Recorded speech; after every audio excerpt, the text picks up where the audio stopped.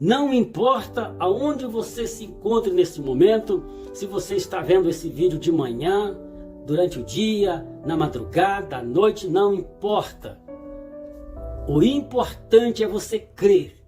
E através desse vídeo, dessas palavras aqui, Deus operará milagres na sua vida. Deus manifestará o seu poder e fará o impossível na sua vida. Porque essas palavras são palavras ditas pelo Espírito Santo. Essas palavras, elas têm poder.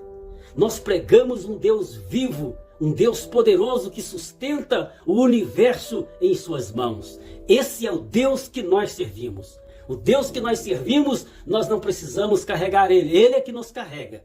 É Ele que nos sustenta, é Ele que nos dá força, nos dá graça, para que nós possamos todos os dias estar vencendo este mundo e toda a sua maldade.